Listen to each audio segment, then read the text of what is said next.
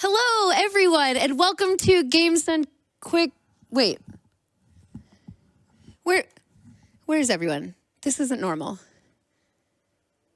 Okay, wait, I know where we are. This is Games Done Quick's first ever actual studio. So excited to be here with you all from the studio for the first time. So this week, Games Done Quick is presenting Frost Fatale, a Frame Fatale event. Now, for those at home, as a reminder, Frame Fatale is an online all-woman speedrunning event. But this week, we are debuting for the first time this event supporting a charity, Malala Fund. So here with us today, we are joined by Lena Alfie, who is the Director of Development with Malala Fund. How are you today, Lena? Hi, I'm great. How are you? I'm doing pretty well. Great to be here with you and helping support the charity and everything like that. Can you tell us a little bit about it? Yes, of course. First of all, thank you so much to the Frame Fatale Games Done Quick community. We are so excited to be a part of this and an honor that you would choose us. And we love that it's all women. Malala Fund is a nonprofit organization working to support girls' education around the world. It was founded by Malala Yousafzai. If you aren't familiar with her, she is a young Pakistani activist. When she was 11 years old, she started blogging about what life under the Taliban was like. At that time, they had banned girls from going to school. And she and her father, who is also an educator, stood up and basically became activists in the community and said this isn't okay, and really started fighting for girls' education. And so she began blogging about what life was like, sort of as a way to amplify her voice, but also to show the world that this wasn't okay.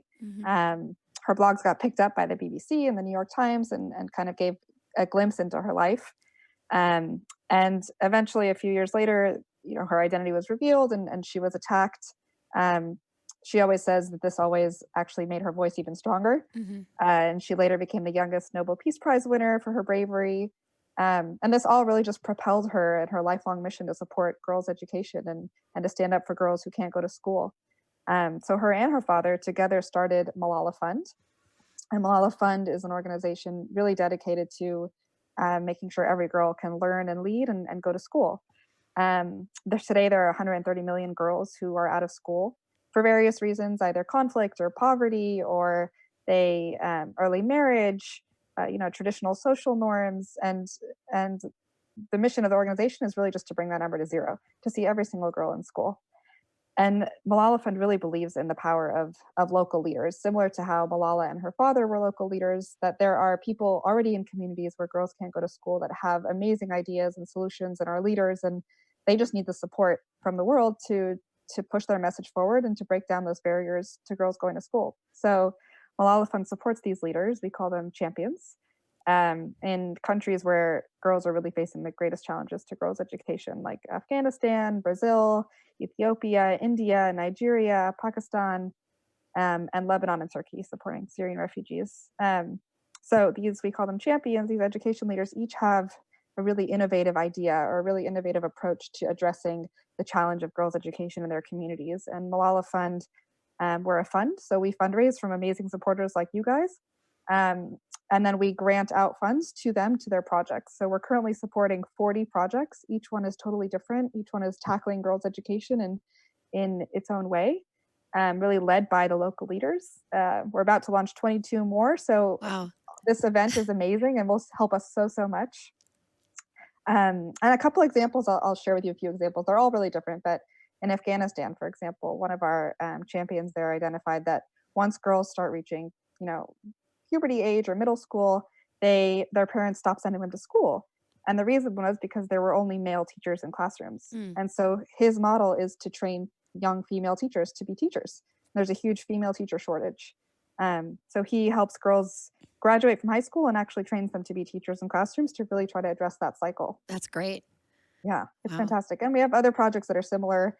In Nigeria, we have a project that is trying to actually successfully did change the law so that the age of marriage is actually 18 and not 14, so that it's actually illegal for girls to get married early and so that they can complete their education. So a huge range of how these champions are attacking this issue, but really with the same mission of making sure every girl can go to school. That's fantastic. Just kind of basing off of this idea and just seeing how it's branching out is a really, really wonderful thing. And it's great to hear about the progress so far. And I definitely, I remember all of the news of where it came from with Malala and everything like that. So it's really amazing to be able to hear about this and to know that we are working with you this week. Thank you. Yeah. We're so grateful. Yeah, of course. Is there anything else you'd like to share before we get started today? Just a huge, huge thank you. We're honored, and the only way that we can do this, it's a huge problem, is to have a ton of support. And so having your support means everything to us. That's great. Well, always happy to help out. Of course, this is part of what Games Done Quick does, and especially this is perfect for our Frost Fatale event this week. So very glad to be helping out. Now, to show off what we do best, we have Beuchi and Tseryl and Steb. Are you all ready to go today? Yep. Already. All right. Well, a big thank you to Lena Alfie for talking to us about the event. And we will be ready to go. Looks like we're getting ready for the countdown. Yep. All right. 3, 2, 1, and go! Go. We'll get all the monkeys. Gotta get some monkeys. I'll get him. Here I go. Yeah, it's Ape Escape 3. The confusingly the fourth game in the Ape Escape series. There was Ape Escape 2001 between Ape Escape 1 and 2, but yeah, this is the third like mainline game, and in my opinion, the best one. Basically, I have to agree with that. basically, the plot of the game is that noted monkey rascal and evil genius Spectre is back again for his plots of monkey domination by starting a TV channel which reduces all humans who watch it into mindless couch potatoes, and we have to go into the worlds of the TV shows and capture all of the monkeys to stop them making their evil television. So right away in the first level, you're going to be seeing there's a little bit of tech here. Every time that Beuchi catches a monkey, she's going to be switching away to a different gadget. You can see her on the face buttons, switching away as she comes out of the catching animation, because I'm pretty sure it reduces a little bit of end lag at the end of it. Yeah, there's a delay between you catch a monkey and you can use your gadget again. So canceling it with using another gadget makes you able to use the same gadget again. So that's very useful everywhere. And so yeah, right away that's going to be it for the first level. Basically, you just need to get all of the monkeys in each of the various levels. That's a pretty good, I guess, demonstration of the flow that the rest of the game will be taking. But of course, the levels are going to be getting more complex. We're going to be getting more gadgets to work with. Right now, all we've got is the monkey net, which of course is going to be capturing monkeys, and the stun club, which lets you bonk things on the head so that you can stun them for a little bit, which should make catching them a little bit easier. We're going to go into the forest level, which is kind of going to be more of the same than what we've seen in the previous level.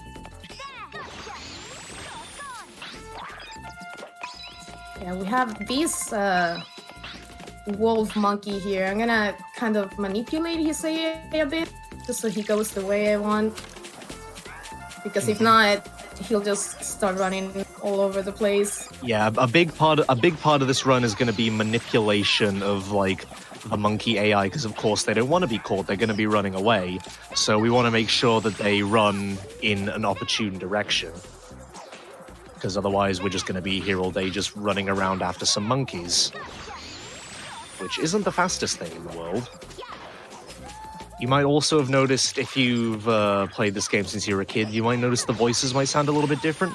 That's because we're playing on the PAL copy, which, for some reason, all the Ape Escape games that got localized in both America and Europe had separate English dubs for both of them, with the European dub taking on a bit more of a sort of British flavor.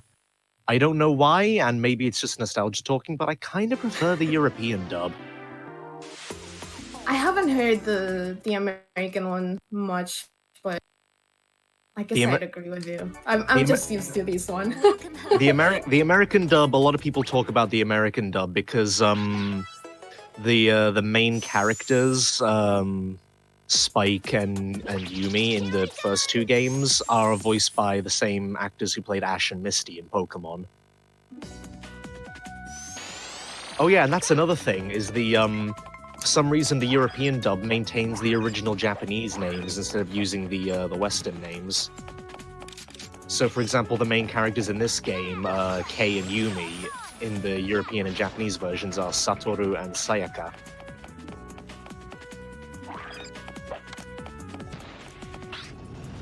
So yeah, this is the third level where we got a little bit of a cutscene before we headed in, because this is the level where morphs get introduced, which is a feature pretty much, I think it's exclusive to this game as far as the series goes. Yeah, basically, as well as the gadgets, we have access to a bunch of different costumes. The first one we get is a sort of a knight mage type of deal. We're supposed to use it here with a shield to block this fire, but instead we can just run right past it. So we're not going to be seeing it for most of this level, but we are going to see it at the very end, because it's there's a very important setup later on, because its means of catching monkeys with the Night Morph has an AoE catch, which is going to let us catch 2 monkeys at once right at the end. Right here, we're gonna try and clip through this door, which crucially skips a cutscene and also stops this monkey's AI from activating, so she's just going to let us have it. Yeah, in this game, walls aren't very well put together, and there are a lot of gaps between corners and like walls that are supposed to be close together. Yeah, so you can clip through a lot of places. If you just know the right angle to jump at, you can do away with a lot of walls. And yeah, here we're gonna have that AoE catch if all goes to plan. There we go, perfectly done. And that's gonna be the end of the third level. Going into after this, we're gonna have the first boss fight of the run, because this is one of those video games that has boss fights. There's 5 big mean monkeys. They'll try to stop you. Yes, the Freaky Monkey 5, as they are known. We have White Monkey, Blue Monkey, Yellow Monkey, Pink Monkey, and Red Monkey. Here's White Monkey. He's got a giant dragon mecha, which is the appropriate technological level for fighting a 9-year-old. We're just gonna go into the Night mecha, or rather the Night morph, and beat him up a lot. That was his special move, Roast Chicken Deluxe. All the special moves have different names to the ones in the American dub, which is another thing I prefer about the European dub, which is that the names of the moves that the bosses have are just kind of sillier. Yeah. Or in some cases, just a lot more imaginative. Like I believe Yellow Monkey's special move DM type thing is called Throwing Stars in the European dub, whereas in the American dub it's literally just called Ninja Attack. Like, come on, you can do better than Ninja Attack. Now it's time to go fast. Because yes. got a very important gadget. We have a hula hoop, which is the crucial element to like all movement in this game. The dash hoop is a gadget that basically we spin a hula hoop around and then we just zoom. You're gonna see it right here because we're gonna be chasing this monkey. He has the blue pants, and monkeys with blue pants are just faster than all other kinds of monkeys. And we're supposed to get in this race car here and just actually, yeah, that is what we're gonna do. Yeah, we're just gonna be driving around this level and just dropping off at various places and going to get the monkeys. This level's all about speed.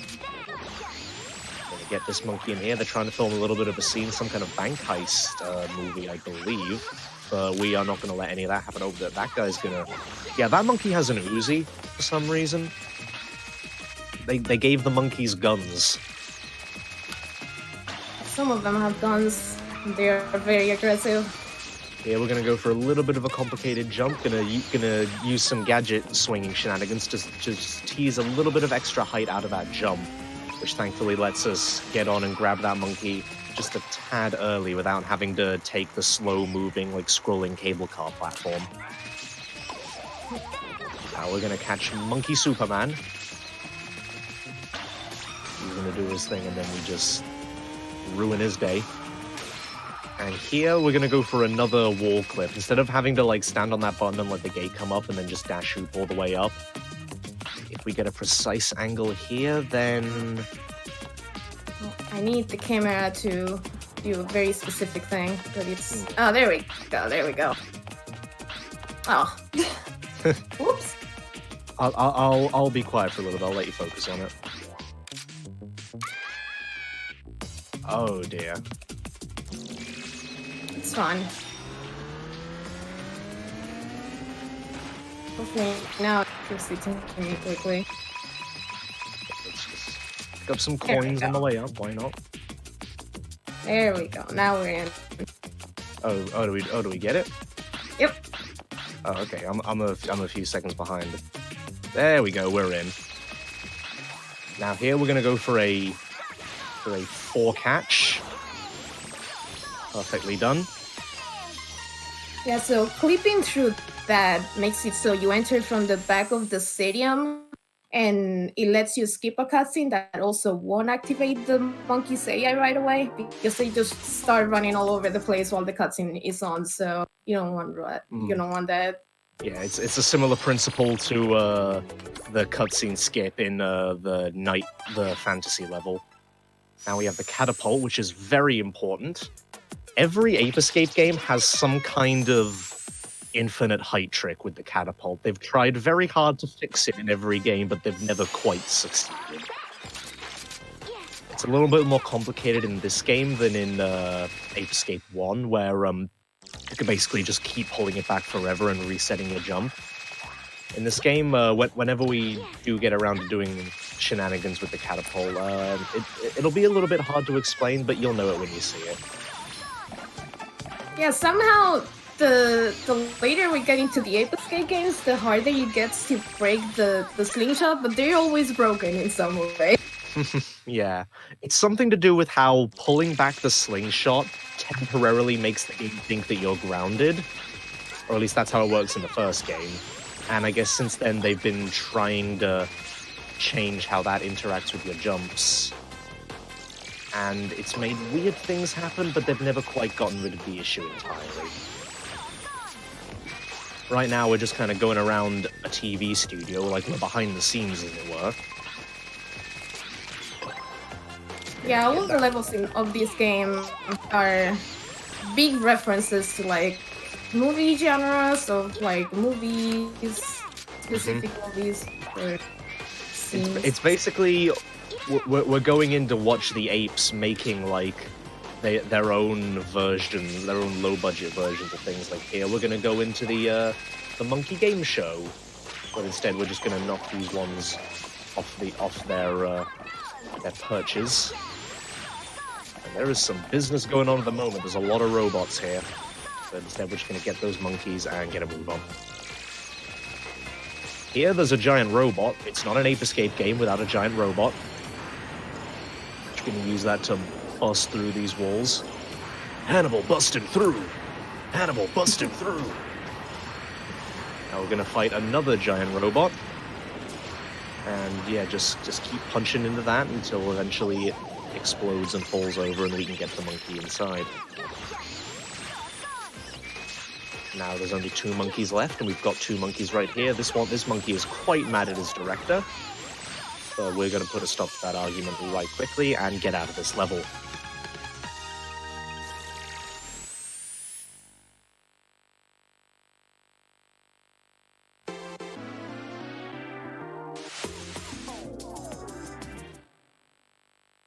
So, yeah.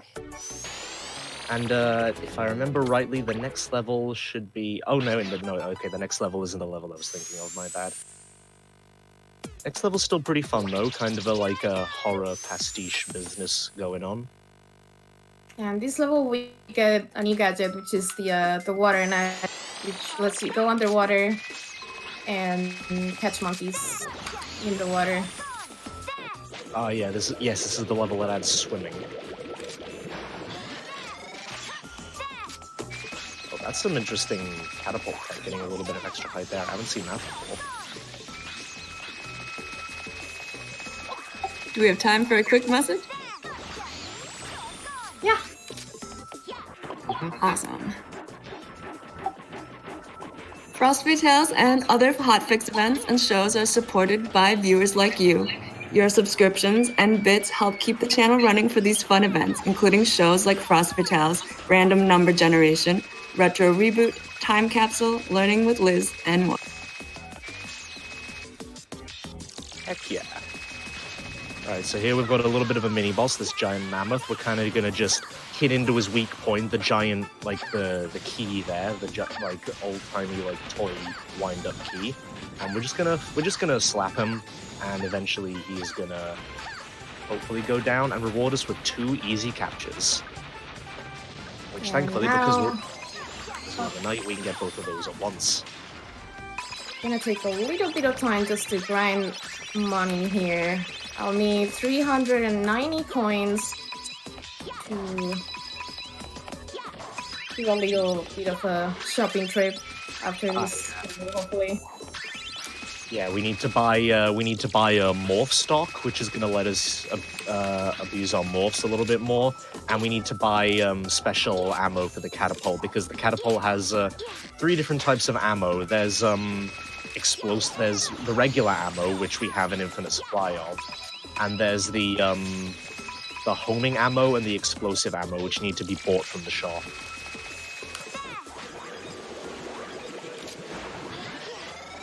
Gonna get out of the water real quick just to take a detour and catch some of these monkeys. We're just hanging out on a boat. I'll keep the camera going like that on water because water is very laggy in this game. Mm-hmm. It's like old-timey GoldenEye principles. You just gotta stop yourself from you just gotta keep looking down so that you don't lag the game out too much. Here we're gonna go for another clip to skip having to push a bunch of buttons and do a big like door opening cutscene. And we managed to get it pretty good. You might have noticed that monkey there, instead of running away, he like kind of fanboyed out real quick. That's because the canon explanation for that is that this character Sayaka is like an idol singer, and for some reason some of the monkeys are part of her fan club, and instead of running away, they will be totally starstruck. That's random. the main difference between the playing as the girl or the boy. Yeah, it makes the girl like more or less objectively better than playing as Satoru. Don't forget to go to the shop. Okay, so yeah, we're gonna go to the shop and just buy. There's the more stock right there, and then we're just gonna get a bunch of ammo. I love the music for the shop areas. This game has really nice music in general. Who did you say did the music again? The music for this game was done by something of a legend in like Japanese electronic music, Soichi Terada, who is mostly known in the West for doing the soundtrack to these games, but has more recently built up a bit of a profile for his non-game music. Really good stuff. Him and his the guy he runs his label with, Shinichiro Yokota. About 10 years ago, he released sort of remastered versions of the soundtracks to Ape Escape 1 and 3 because he didn't do Ape Escape 2, but he's done like pretty much every other Ape Escape game. Yeah, really great soundtrack. Check it out if you ever get a chance. Soon here, we're actually gonna start seeing how the slingshot breaks this game. We'll just be seeing some net floats. floating upwards. Here we go. Here's the net flow. What you want to do is you want to have the slingshot pull back while you're in the air, then go into the gadget menu, switch to the net, crouch down and swing, which for some reason preserves your momentum while the game, I guess, thinks that you're grounded. So you just get to lie down and ascend. It's very bizarre to explain and even more bizarre to get the hang of it the first time, but it feels natural. After a while, it becomes second nature. I've never actually done a speedrun of this game, but I had to learn it a while back when I was doing a minimum gadget run. Oh. Just another clip there. Just not call the train. Just gonna get past the invisible wall and onto a train that doesn't exist yet. Now there's a button that activates a cutscene that just calls the train, but you can just enter the loading zone. Yeah, a lot of things get activated by pressing like these big clipboard buttons, which plays like I guess the scene that would be playing in the Monkey TV show. So here we're gonna have to do the usual train movie stuff of like ducking under signs and such and having a showdown on top of the train. Yeah, we got hit by one. There's one monkey left, and we're gonna get him right over here, and we're good. And now that the stage is done, we're gonna be moving on to the next boss fight, Blue Monkey, who in the European dub is the world's only Cockney cowboy. Quite frankly, I think there should be more. Kind of annoying. We'll see how it goes. Here I go! Yeah, Blue Monkey can be a little bit RN. Can he? Is it RNG? I remember it. I used to like do boss ILs when I was younger, and I remember Blue Monkey being kind of unpredictable. Yes, sometimes he just starts running away right away, but he was pretty nice this time. That was a really cooperative Blue Monkey.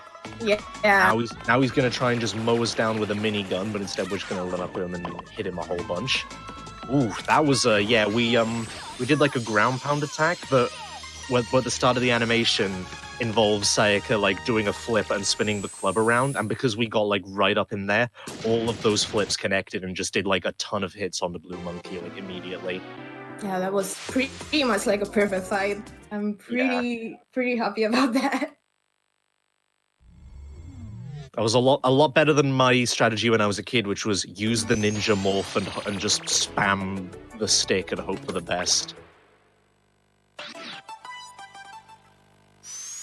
Right, now we're going into the hot springs level. At the beginning of this level has the only, I guess, route change between girl and boy. You just enter these hot springs from one side or the other, depending on the character you are. Yeah, otherwise, other than that, the girl is like, Sayaka is basically just a slightly faster version of Sakura. Either way, we can enter the other side anyway, so... Yeah, either way. It's not like it matters a lot. Yeah, the rest of the level is going to be more or less the same.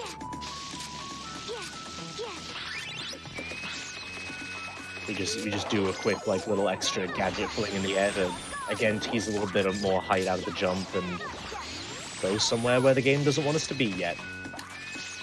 Yeah, we call these quad jumps, and this level is, like, full of them. Mm-hmm. Basically, if you're holding... It's either the hula hoop or the radar. While you're holding it down and jumping, the game treats it as if you're still grounded. So when you jump with it, the game lets you, if you change your gadget to the stunt club, usually the game wouldn't let you do a spinning attack if you're in the air. But since it takes it as you're grounded, it lets you do that attack and then jump right after that. We're gonna do another one here. It's kind of weird to like explain. It's similar to the net floats, where it's kind of weird to explain to like someone who has no concept of how things work in this game. But like once you get used to it, you get used to it pretty quick.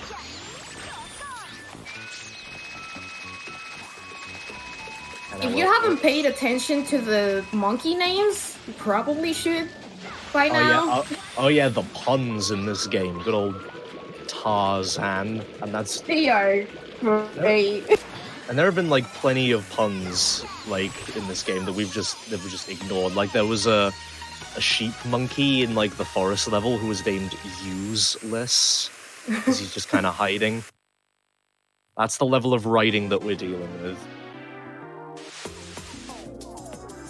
Oh boy, what a video game.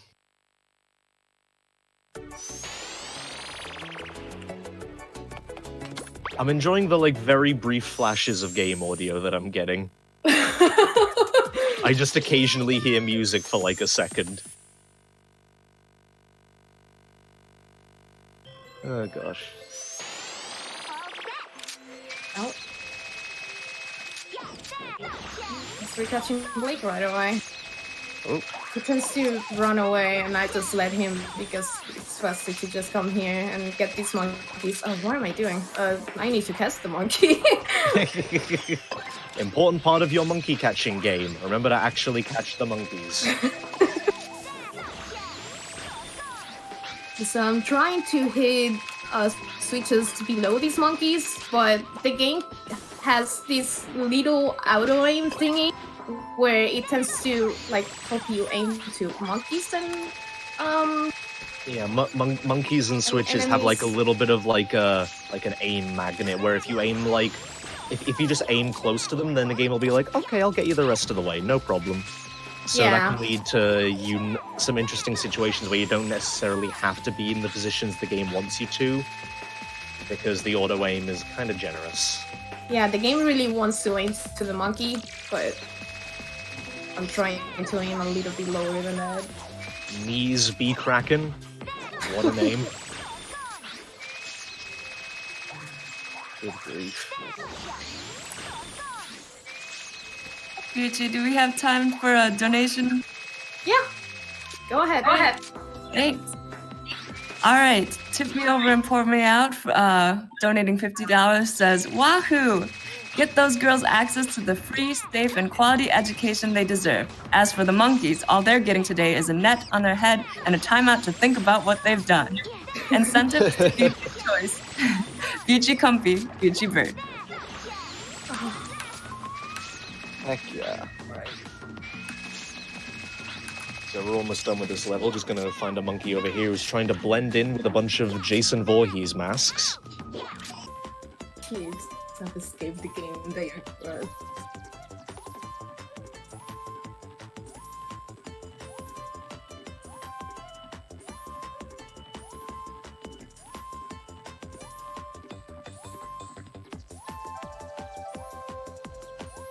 I think we're back in the room. Heck Back. Guess. We'll do a countdown to restart the game or read. Three. We do. Okay, we're doing a countdown. Yeah, go ahead. 3.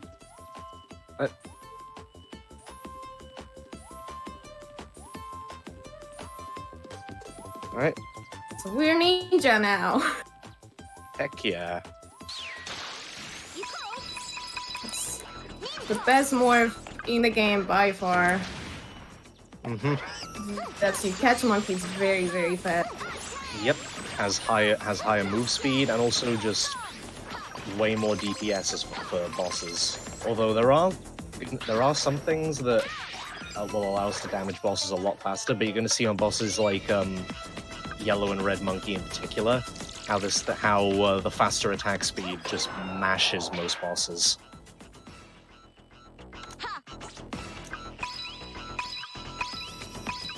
Have time for a donation? Yeah, go ahead.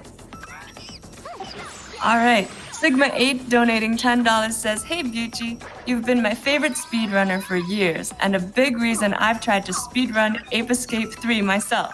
Good luck and do it for... Nice.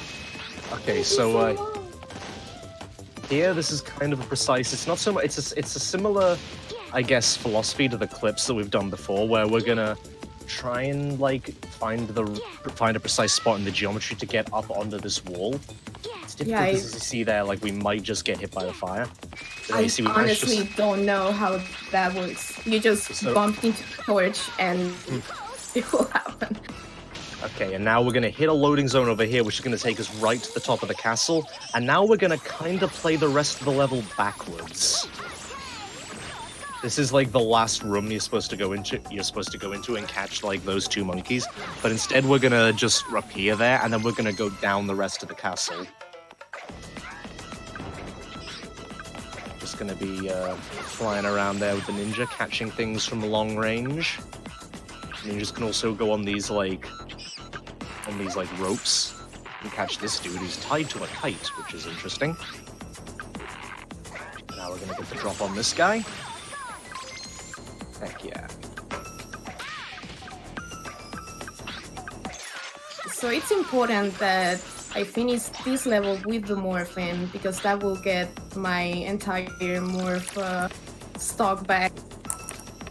So I'll be able to remorph right away after this level. We run back to the start of that area just to get those ninja monkeys to spawn. And now we drop down and we catch this guy. And that is the end of the level. And now we're going to go into the next boss fight.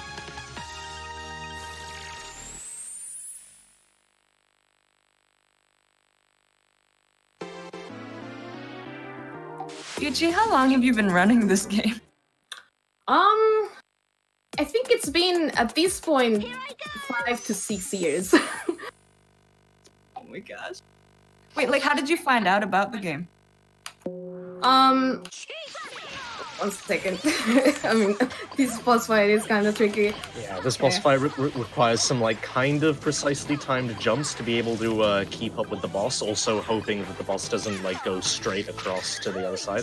We're gonna use some homing pellets to like immediately cancel the boss out of the DM. Normally you're supposed to wait until they fire like throwing stars with ninja ropes attached to them so that you can get up there and hit them. But instead, we're just going to knock the boss down immediately and do the rest of the damage to go for a quick catch. Yeah, we're gonna be using the pellets that we bought. We're gonna be using it through the entire run. The explosive ones, I'll use it only right at the end to be very useful for the final boss. Yeah, the explosive pellets of a DPSing Spectre down. Yellow monkey. So about your question, Tseryl. So I already knew about this game.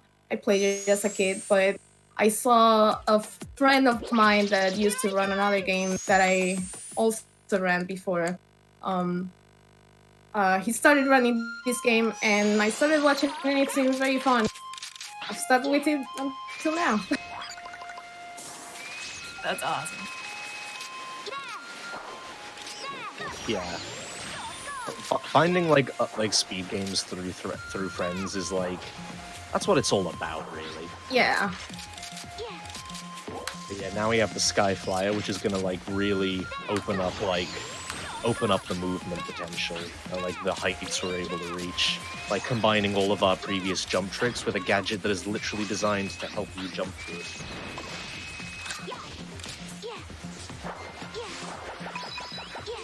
Trying to catch this guy in the air. There we go. This level has probably some of my favorite music in the game, I would say. Yeah, my favorite song in the game is coming later up in this level.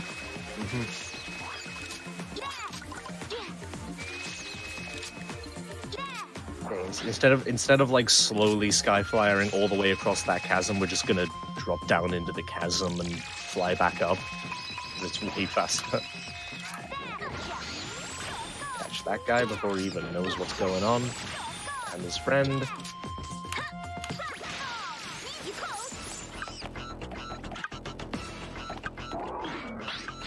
He used the ninja to get some quick hits on this airplane. On the airplane? What am I saying? UFO.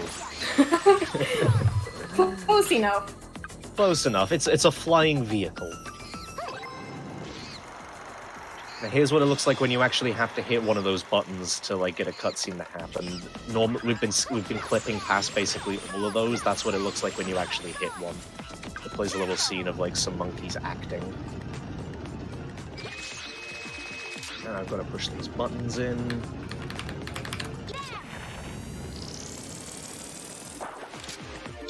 Skyflyer up the rest of the way and get on to be transported to the next part of the level. Time for the best song. Heck yeah.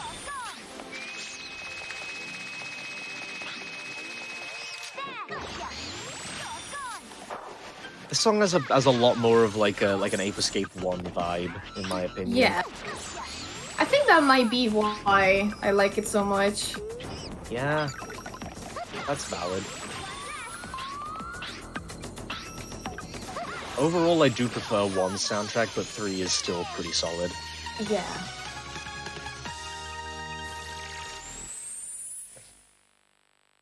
Three is more of like that, like the relaxed deep house kind of sound that most of Terada's like non-game music is similar to. But Ape Escape 1 has a lot more of a sort of jungle breakbeat type of vibe, very similar to his Sumo Jungle release, which came out around the same time. Now, did you say that there was a different composer for one of the games? Like, they didn't go at the same... Yeah, Ape Escape 2 was, I'm not sure if it was a whole different team or like, but there was something different about it, because I know in Europe it was published by Ubisoft for some reason. But, yeah, Ape Escape 2 was composed by, I don't know who it was somebody else. And that soundtrack's good, but it's just not quite the same, you know? It's a bit more video gamey sounding. We just destroyed that car because it doesn't move off until we actually get in the car, so we just destroy it and get the monkey out before like he can even react or even Yeah, wants to. if you get a little bit further from where I was standing, he will start just running away. Okay, I checked the chat. Apparently Ape 2 was composed by Koji Hayama, which is not a name I'm familiar with. I don't think I've heard of them doing like anything else, but I mean, they did a good job. Props to them. I didn't know you could grab onto that tree.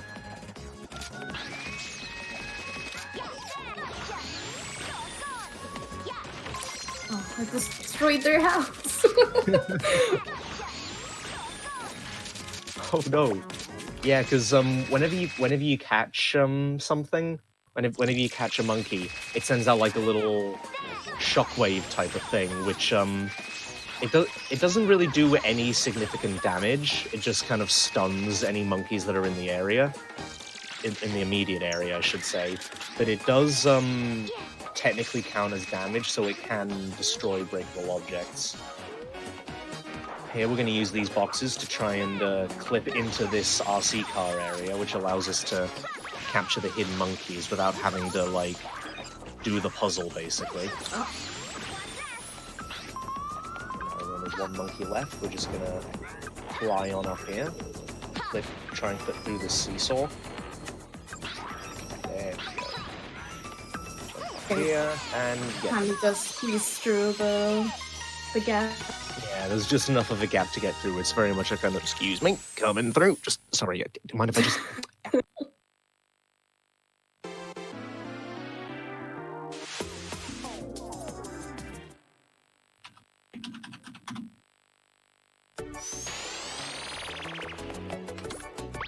This is probably the biggest reference right off the bat to movies.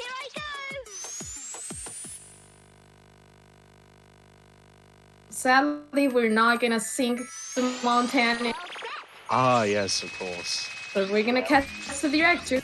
We're gonna catch James Cameroon. Which, yes, that is this monkey's, or J Cameroon, but the reference is there. Now, we're not going to sink the HMS Banana. We're gonna do a net float to get up here and then skyflyer along. Catch. They couldn't even come up with a pun for Kate Winslet, I suppose, but we got monk captured. That's what really matters. I really love the music for this level as well. It's very nice. It's very serene. Mm-hmm. Now we're just gonna kind of damage boost along here. It's like lava in the sense that you do the jump up, ooh, ow, ow, but instead of because it's hot, it's because it's cold. Thankfully, it only deals half a cookie of damage every single time, so we're able to get through with just barely enough health. And it helps that there's a cookie along at the end here. Normally, you're supposed to like take a boat across there, which is really slow because the boat has like tank controls where like one stick controls each oar, and it's just. I've played this game many times, and even I still have trouble trying to control the boat. We're gonna fight the mammoth again. We're just gonna grab up here and then take out this little like pod, and then we're gonna stand in the spot where it was, where hopefully if we stay on, then the mammoth shouldn't be able to do too much damage to us. There we go, we managed to get it. Okay, I got the cookie. I do want to stay on very low health because of the next boss fight, but still want a little bit. There's a death abuse strat to be done.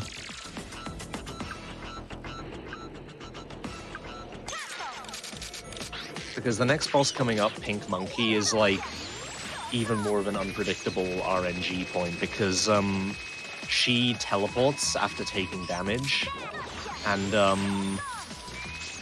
yeah, teleport locations random. It's inconvenient.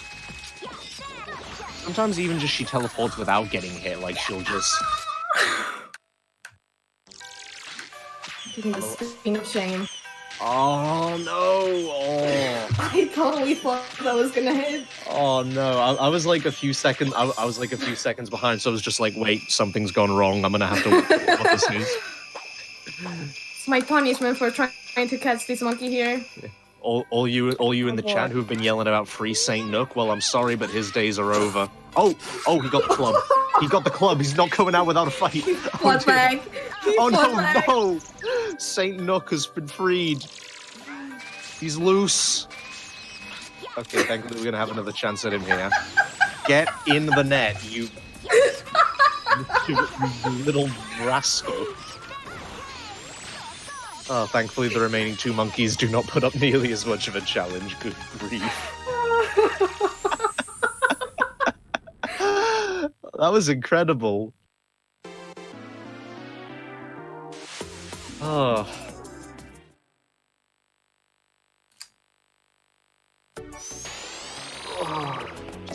Just stretching. Me aching bones.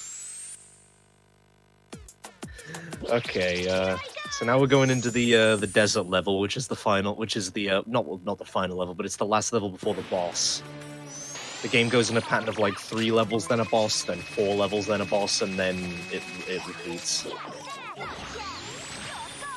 Yeah, I want to move the camera like that there because again, like water. Again, GoldenEye lag rules. This game is very laggy in general. Okay, we're gonna go for a kind of precise shot. There we go. We managed to hit him, and that means that he doesn't have time to go in the tent, which means we don't have to use the genie morph that we just got to lure him out. Yeah, we're gonna use the RC car, which is a gadget that we got a little bit ago, and we haven't really had time to talk about, to bring open the switch, to bring up the switch, which lets us go underground. That RC car usage, by the way, I found this out from my minimum gadget run, is one of like 2 or 3 absolutely mandatory gadget uses in the run. The other one being the catapult to hit the switch to release Saint Nook in the previous level. It's very frustrating because they look like they should just about have a means to skip them, but not quite. We got the one monkey in there that we needed, and now we're just gonna run on back and go the rest of the way through the level. Yeah, sadly I won't be able to do the strat I wanted for the boss, but Yeah. I have a backup. It just Unless we just stand there sweats. taking damage for a while.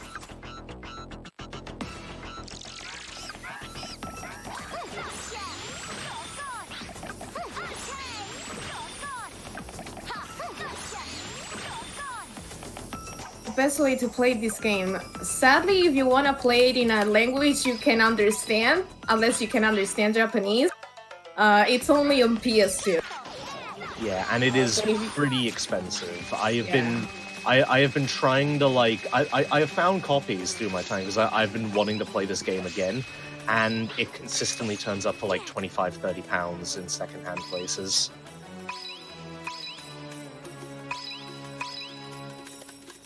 Yeah, if Thinking you myself. understand Japanese, it's on the PSN store on PS3. Hmm.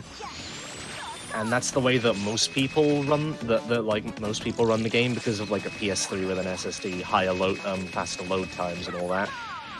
Yeah, it Yeah, we're also gonna use- reduces a lot of lag. Here we're going to use the genie who can make monkeys dance, so we're going to get that monkey to dance, and while he's moving about, he's going to step off the button, which lets us move in and capture everybody. Now we're going to stay in the genie form just till the end of this level because the genie has a long range catch. Get that monkey, and we are good.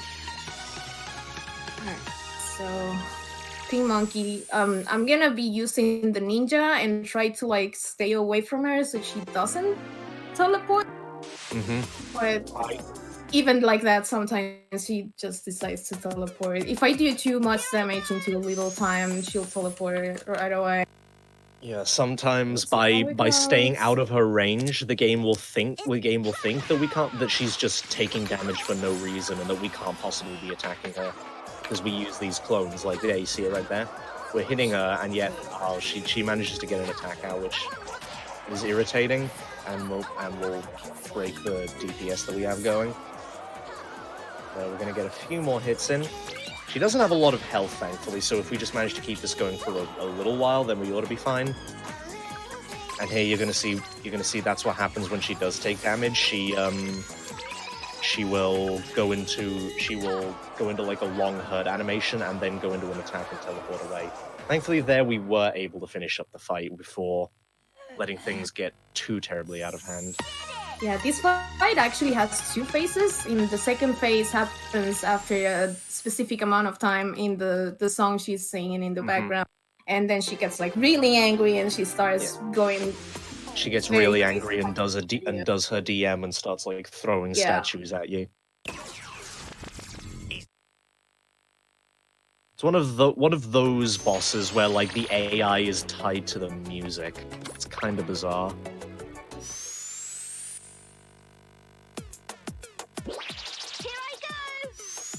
I am gonna break into a thing of Jaffa cakes. I'm hungry. Should I even be mentioning brand names on the stream? I probably should have thought about that first.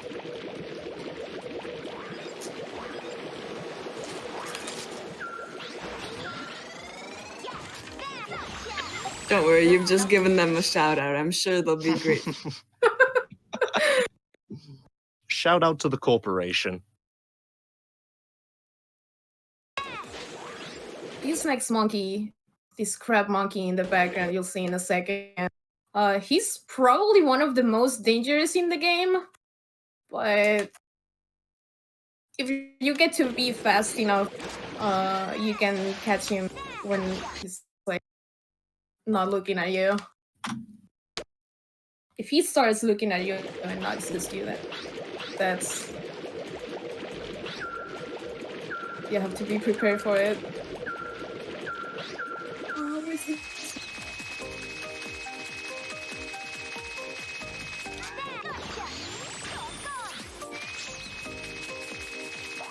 Oh, my internet is struggling.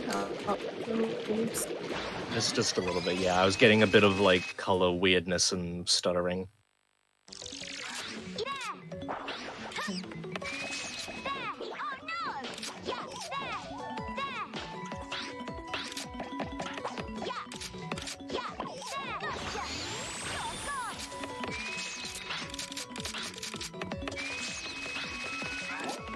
Because my internet likes to act up during marathons. It's a test of skill. How good are you at this?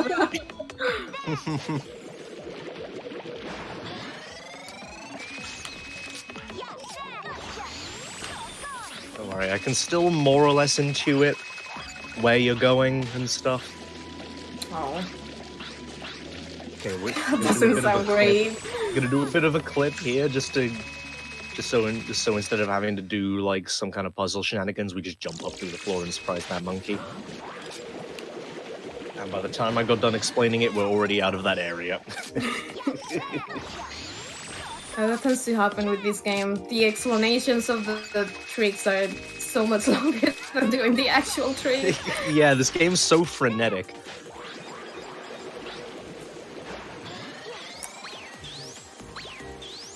We really are saving the frames. You have time for a quick donation? Yeah, go ahead. Awesome. Citrus Dreams donates $10 and says, "My first time donating. Looking forward to the rest of the week, but first, gotta catch those monkeys." All the monkeys. Just gonna catch those monkeys. At the end of the day, that's what it's all about.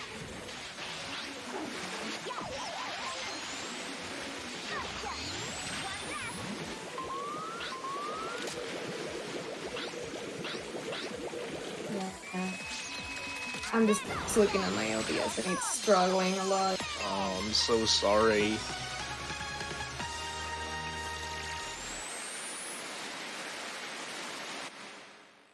It's Saint Nook. He's getting his revenge. We're gonna miss the best part of the run too. Oh, no. Trying not to swear on the stream. Here I go!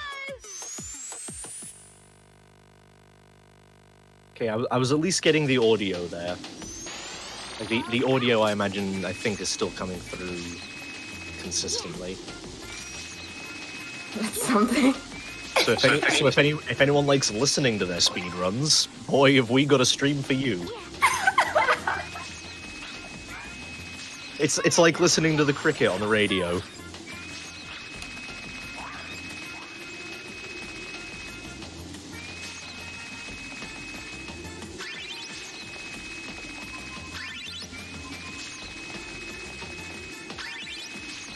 Well, folks, we are about 40% of our goal reached for the additional Portal 2D run incentive.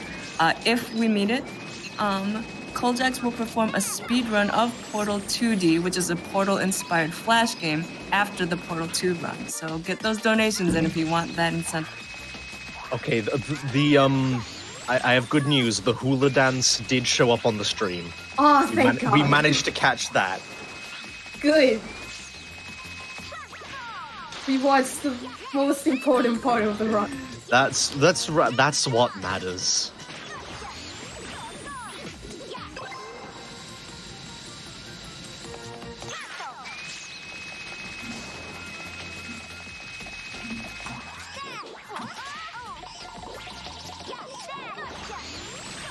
Oh, it looks like my internet is back to normal. Oh, I see the OBS not struggling anymore.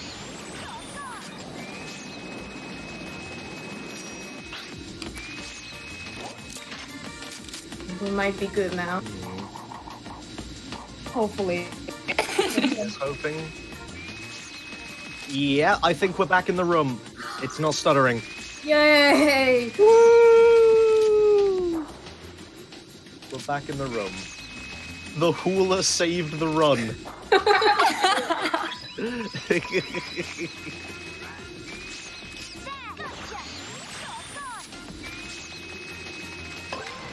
It's like something out of a pantomime. We just got the whole Twitch chat to do the hula dance, and that brought the run back. It's the power of the hula hoop. The power of audience participation.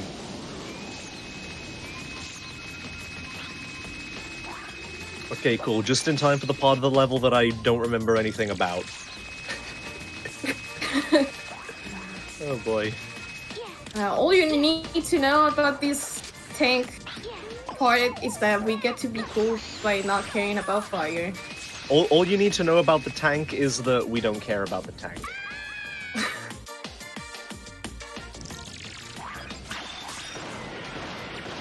Okay, yeah, we actually. Okay, oh, that's what that was. I thought that was. I thought that was clip that when Roman and Oe were just using to get the tank up there. Saves a bit of time.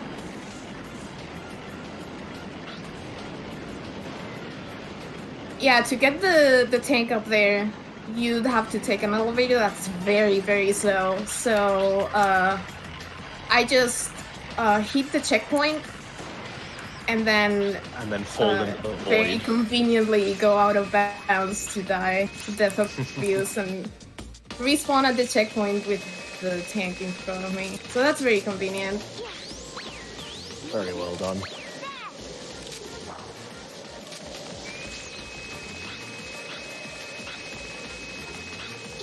Net float to bypass like 2 entire rooms and just catch this guy who is powering the entire plane on a hamster wheel.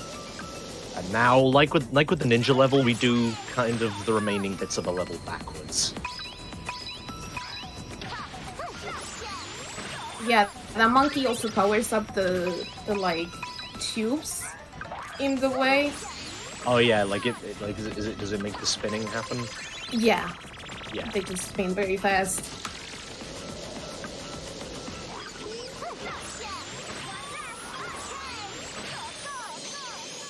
Oh yeah, no, I remember what I was going to say now. There was something I entirely forgot to say about the Portal 2D incentive. You're gonna want to meet that one because I'm doing commentary for that run as well.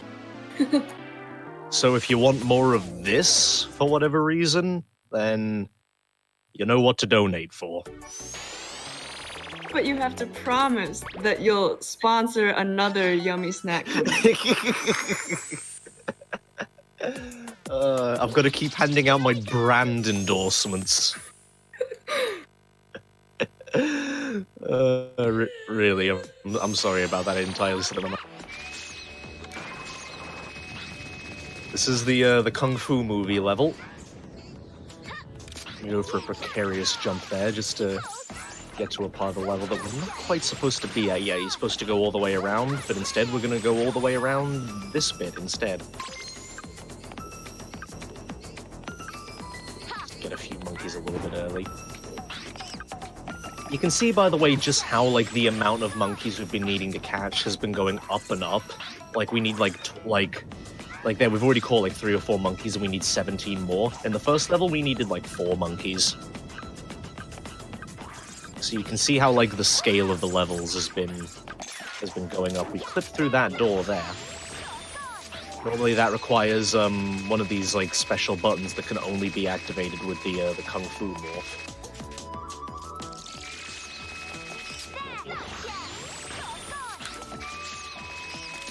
I had the shield ready.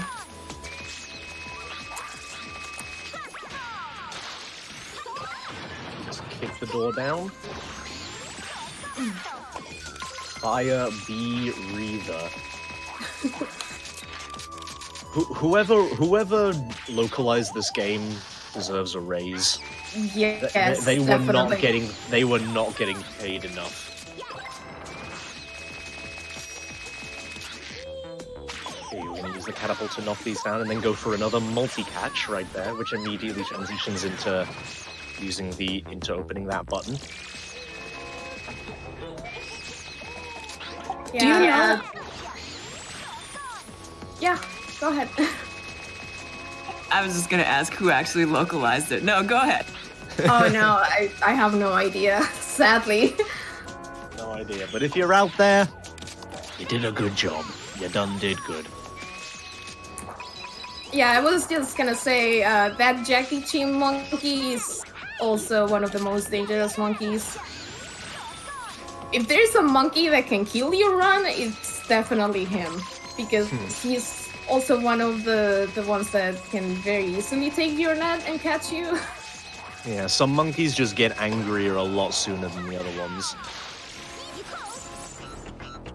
Yeah, we're gonna go in here for the weird dentistry scene. Is that a kung fu movie trope? Dentists? I don't know.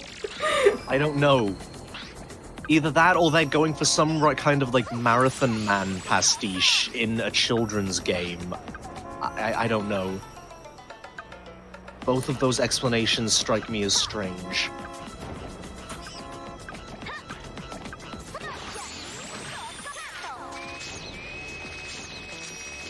time for a donation? Yeah, go ahead. All right, I think the persuasion works. Dance Dad donates $18 and says, "Greetings all, Dance Dad here. As usual, I like these events to have more games and I want to see these fatales kicking butt. So let's get Portal 2D met, shall we? Keep on grooving." Woo! Woo! There's the energy we like to see. That monkey was named Yo What's Up. Just when every time you think you've found like the new best monkey name, another one comes along to surprise you. Here I go!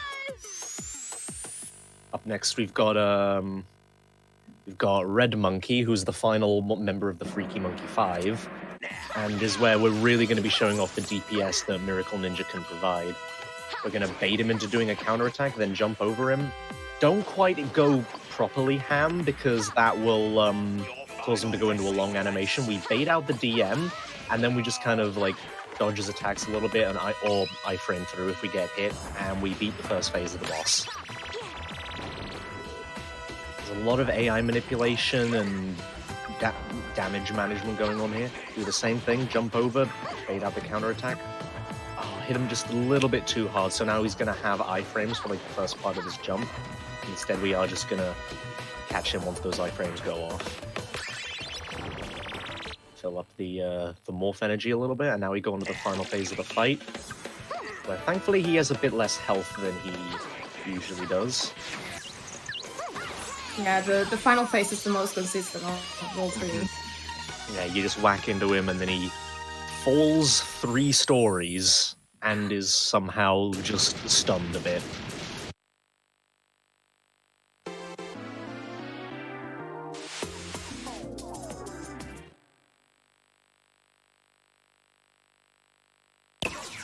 Funniest thing about the bosses is that once you beat them, like before you catch them, you can just keep hitting them, and they just kind of go like, ugh, ugh, ugh.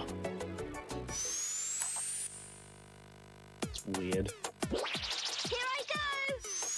Now we're coming into sort of like the final level set. Once we get past these next few levels, then we're going to be pretty much in the end game. The end game levels don't have a specific like monkey quota that you need to meet. They just kind of you just need to get to the end and make it to like one of the major villains. Yeah, this will be the final level where we actually catch monkeys. And fittingly, it's one of the longest and most convoluted. The remaining levels do have monkeys to catch, but we don't have to really concern ourselves with any of them. Yeah, the game just tells you to catch Spectre, but Spectre is nowhere to be seen. So just a ruse. Yeah, we're not going to be seeing Spectre for a hot minute.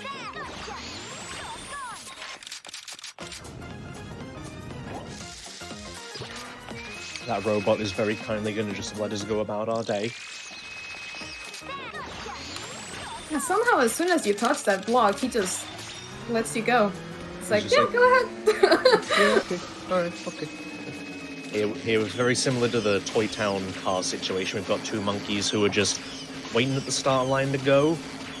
So we are going to destroy their cars and then capturing and bring them back to wherever it is that we are taking these monkeys.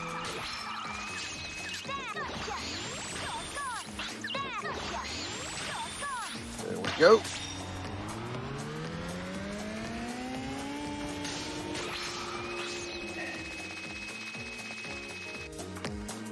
Go back out through the parking lot and on to the next area of the level.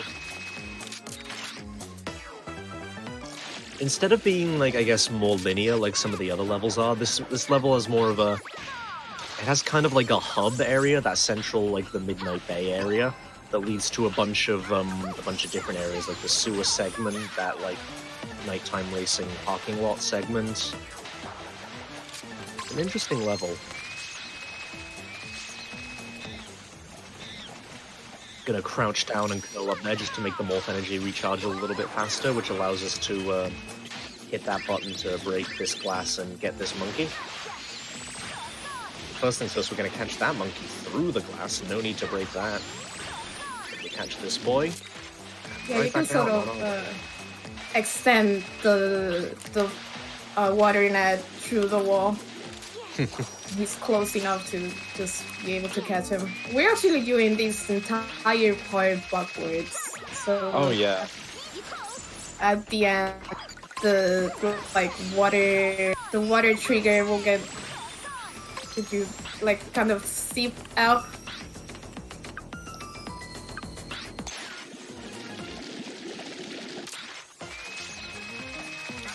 I have no idea what was happening there with the morphs and the instantly rising up to the top of the water. I have seen that in runs before, but I don't know how it works. Yeah, that's because the water trigger is still up there, but I'm going from below it. So the game is just you shouldn't be here. Yeah, the game, when you're in that part of the game just assumes that you've lowered the water and that I'm actually able to be there. So once you move backwards through, the game only suddenly remembers, wait a minute, the water's still up here, what's going on? And it instantly tries to put you back up, which thankfully works perfectly for our purposes. Here we use the Skyflyer to go up through the floor and get a little bit of extra height from taking the damage from the fire.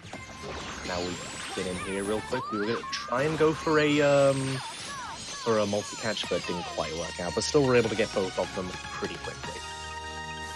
Yeah, the hitbox for the lava kind of extends below that ceiling, so if you get to the very top, it just kind of does the same thing as with the water trigger I just mentioned. Mm-hmm. You hit the lava from the bottom, and the game decides the logical thing to do is to jump up off it.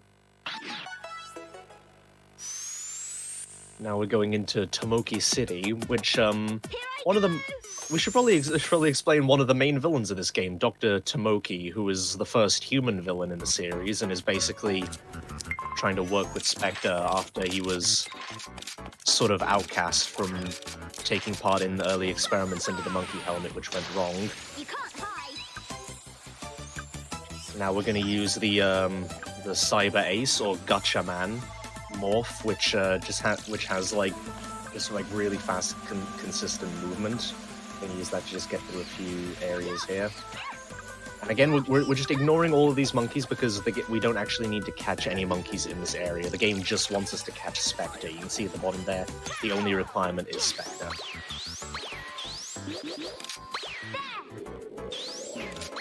Gonna do some net shenanigans here. This is the first appearance of multi-net floats, which basically by switching to the stun club and doing a swing in between, we're able to chain net floats together and just gain basically as much height as we want.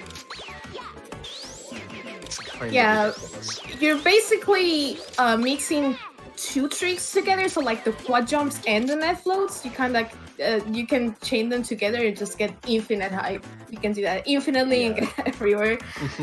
And we're gonna see that a lot through the rest of the run. See the camera there trying to catch up. That was interesting. Took like a little bit longer to transform. We just do that for a little bit of faster movement, and now we crouch down while we're on here to get our morph energy back. Fun fact about the music for this level is it's actually a remix of a song that Terada made in 1992, which was in itself a remix of an existing song. And it's just weird that it ended up in this PS2 platform game. The song's called Carnival. It's originally by, I'm not sure what the artist's name is, but if you just search Soichi Terada Carnival, you should be able to find it. And it's pretty much the main melody from this song, but like a bit slower.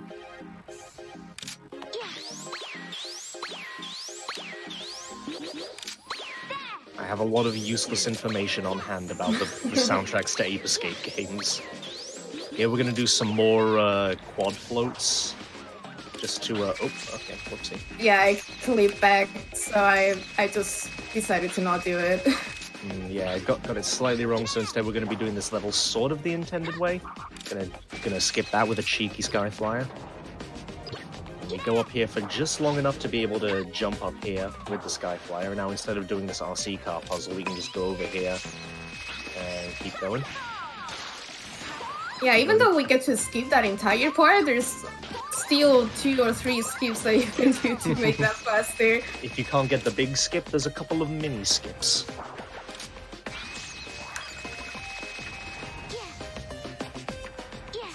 But now we're just in this sort of ambiguous future factory type area. Well, I say we are. We're going to be getting out of it basically like after this room here. There's these two robots that are these two robot suits that the monkeys are going to go into. We're just going to ignore it. This right here is like a whole room and section of like platforming puzzles and such that like have like a whole bunch of monkeys in them, but we're not going to do any of them. We're just going to keep chaining quad floats. This is pretty much what the movement looks like for the rest of the run, as we just bypass everything by getting infinite height. We have to work for it a bit harder than we maybe would in the other games, but we still get infinite height. Now we're going to use the Skyfly to get past the first one of those lightning generator thingies. Wait a little bit for the next ones, and then in we go to the final room of the area. Which we're also able to skip entirely, pretty much. Pretty much, yeah. We use the Gacha Man power-up to just zip straight to the end instead of hitting the buttons that require you to open this door. We're just going to clip through it. Because it's a door in an Ape Escape game, of course we're going to clip past it. This one's a little bit more precise. We almost had it there, but not quite. And there we go. We managed to get in. And now we just hit the loading zone to trigger the next boss fight against Dr. Tamuki. Don't blink because it's fast. Yeah, he kind of just gets punched a lot. Yeah, you can just get on the weak point in the back. Or more accurately, his giant afro robot gets punched a lot. We're just going to kind of matador him there, and now we're just going to smack his weak point a lot. We're just going to get him in the corner. He's not going to really know what to do, and now his robot's all exploding. See what happens when you try and fight people? Sometimes it ends in your robot exploding. A cautionary tale. We have a save screen there, and then immediately we go into the final level, which is the space TV station. This is another level that we're going to be skipping most of because we don't have to capture any of the monkeys. We just need to get Spectre. We're going to use Miracle Ninja, and we're going to fly up here. We're going to try and clip up here, which is going to skip a good chunk of the level. We managed to get in. Very nicely done. And right here is the loading zone to go to the next area. And from here, you know the drill. There is height to be gained, and we are going to gain it. Yeah, there's actually 4 different giant areas that you have to like activate 4 switches to get to the very center, I guess, elevator in the center. This whole room is basically 4 levels, like 4 entire levels, where you have to like shut down the TV stations and open up the next pathway through. We're not going to do any of that because we can gain infinite height. Yep. Yeah, we're going to just push these boxes in, which will open the door. Completely skipping the fight with those 2 like Terminator monkeys that you might have seen if you didn't blink. And we've done this song and dance before. Yeah, the end of the game kind of gets repetitive, glitch-wise, I guess. Here we briefly have to go up against this giant karate-chopping Spectre robot. Because Spectre's great big plan is, like, the space station that we're in is basically a bigger version of that robot. It has a giant karate hand, and he's going to karate chop the Earth in 2 and give half of it to the humans and half of it to the monkeys. This was explained in a cutscene that we skipped. We're going to briefly go into the dragon kung fu power-up, which this is the last time we're going to see it in the run, I believe. Yep. Just to open those doors. I think we've seen every morph in the run at this point except for the cowboy one. Did we use the cowboy one? No, it's only used in All Monkeys or Survival, and it's only used for like a couple of things. It's really not that useful. So So yeah, here we are. Here's the final boss. It wouldn't be an Ape Escape game without Spectre piloting a big giant robot. This is King Gorolak, who is basically trying to climb to the top of this big structure so that Spectre can activate the big karate chop. But we have to like basically fly around on this flying turtle robot and slowly systematically dismantle a robot. It's got a face on it. Very important to zoom in this phase. So here we go into the Gatchaman power-up, where the main weapon is like giant laser beams, and we're going to use those to take out this weak point on the side of the arm. You're either normally the I guess intended way to do that is either to use the catapult or to knock back those like rockets that are getting fired at you, which will bounce back into the weak point. But instead we just shoot it a lot, basically. And now we're gonna do the same thing, just fire lasers at it until it explodes. It only takes about 5 shots. And thankfully these enemies that spawn drop more than enough morph energy power-ups that we're going to be back at full and get our morph stock back. Now even though Gorolak's arms have been immobilized, it's still able to move up because of the rocket boosters on the back, so we're going to have to take out another weak point. And then once it's immobilized, we're going to be able to move in and start actually bringing the fight to Spectre. Dodge these rockets, stay away from the flame thrusters, and we managed to take out that last weak point.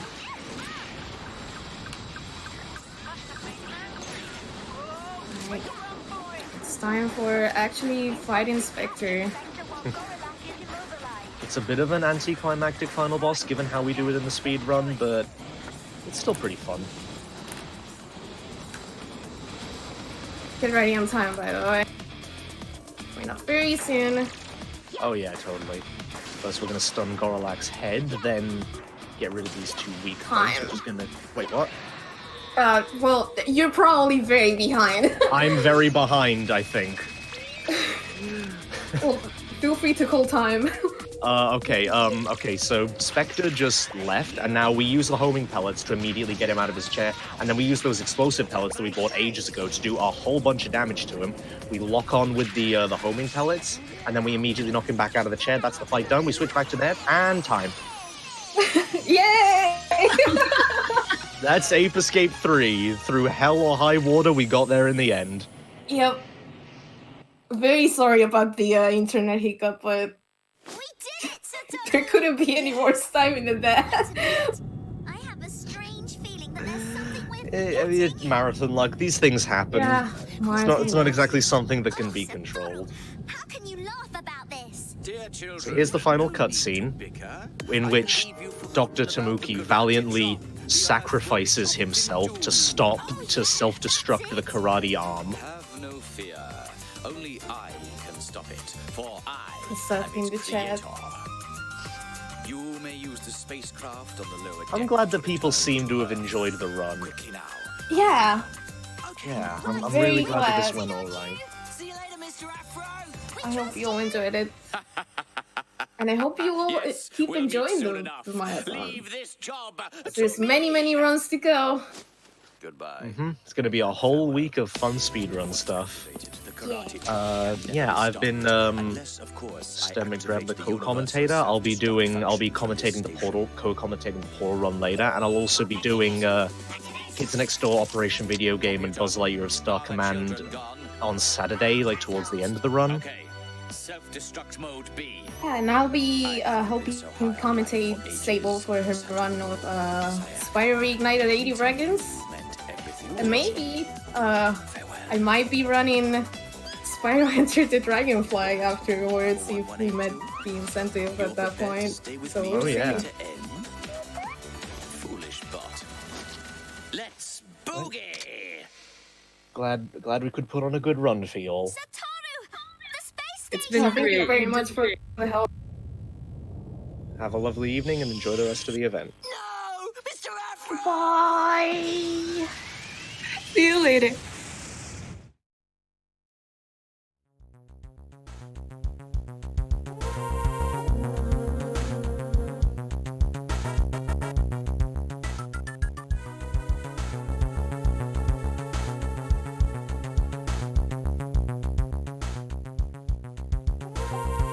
for joining us for Ape Escape 3 with Beuchi, who just wrapped up.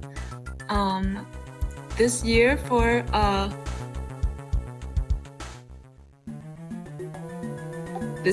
Fatales has a charity. So Malala Fund is working for a world where every girl can learn and lead. With more than 130 million girls out of school today, they're breaking down barriers that hold girls back by investigating local education activism, advocating to hold leaders accountable, and amplifying girls' voices.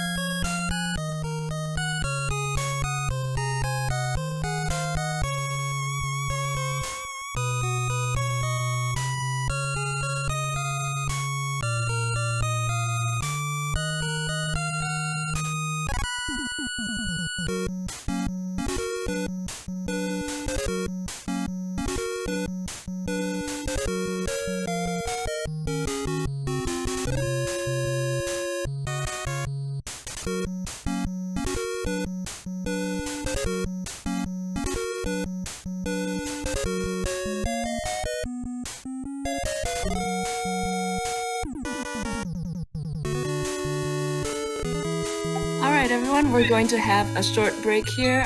We would like to show a short message from Malala.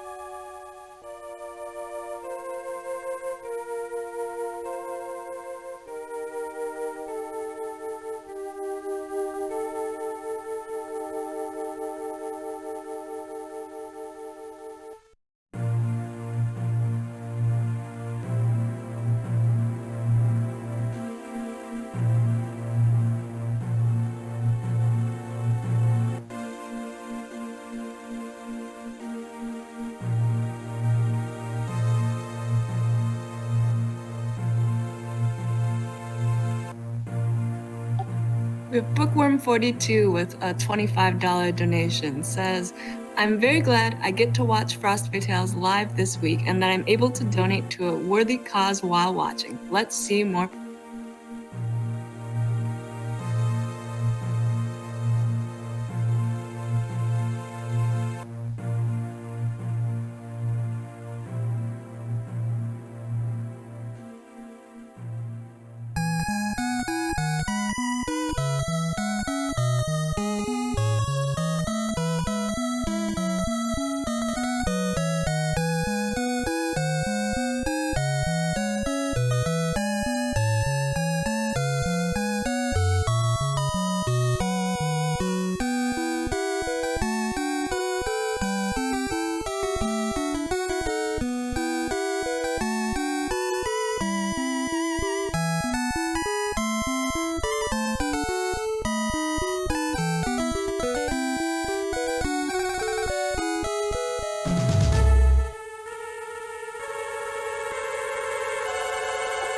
Shaggy Matt donates $15 and says, Hollow Knight hype! Also love reading about Malalafon. What a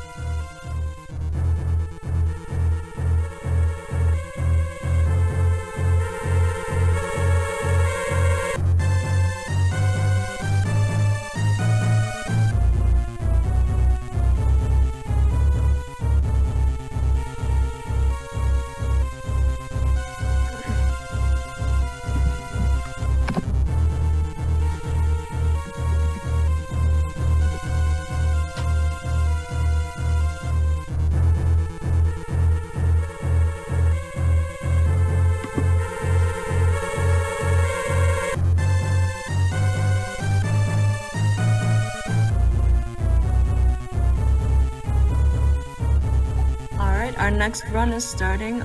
It's gonna be Hollow Knight.